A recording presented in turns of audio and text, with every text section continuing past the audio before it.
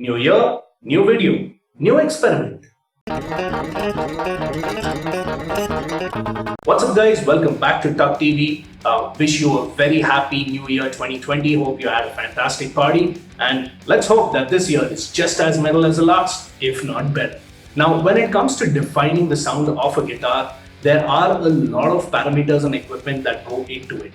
So, be it distortion, crunch, or even clean, you've got, apart from the guitar, you've got your processors, you've got the amplifiers, a slew of other equipment that goes in to create that sort of well-defined, polished, and professional sound. One of the components that goes into defining that sound is a noise gate or a noise suppressor. Now, essentially what this guy is supposed to do is it works in the signal chain in such a way that it is cutting out all the unnecessary frequencies. So you got all the distortion going in, and as part of that, you've got a lot of extra frequencies like, static, possibly, the pick scratching and all of that. So with this, what we try to do is we are essentially going ahead and focusing the sound, it might be crunch or distortion, in such a way that it sounds distorted, but at the same time is a sort of clean and polished tone. It's not, screaming, and there's not these unnecessary elements in it that make it sound very dirty. So that's what this guy is supposed to do. Now, what I am holding here is a Boss NS2 noise suppressor. This is an analog suppressor. You can buy this in the market for about 7,000 to 8,000 rupees. And this is what you'd essentially do. You'd set it to what you want, put it on, and once it's on, it'll go ahead and ensure that it is creating a gate and letting only the necessary frequencies pass through. But as we have done in the past, we have also seen that there is a lot of VST software that has come into the market. And this essentially is just as good, if not anything, it's capable of giving a lot of hardware a good run for the money. So in some of the VSTs, we also have replicas of the noise gate that have been introduced in a lot of the softwares. You'd either get them for a nominal cost or even for free, depending on which VST you go for. And fundamentally, what that does is pretty much the same thing that a noise gate is supposed to do. Today's experiment is essentially going to focus on whether it is necessary to have a physical noise gate, or does a VST do the same job? If not, what are some of the differences? So to demonstrate this, I have essentially recorded a sample. I've cranked up the mids and given a nice crunchy, meaty tone to the guitars. And to sort of put this guy to the test, I'm also going to be using some single coils just to see how the noise gate is going to function. So one sample is played, on this Boss NS2, and then I've played the same sample on an equivalent VST version of the NS2 with relatively the same settings. So I've got one sample which is playing just guitars and another one which has sort of other instruments in the mix. Let's see what are some of the differences that we would pick up on. Make sure you're using a good set of headphones or speakers to hear this. Check it out.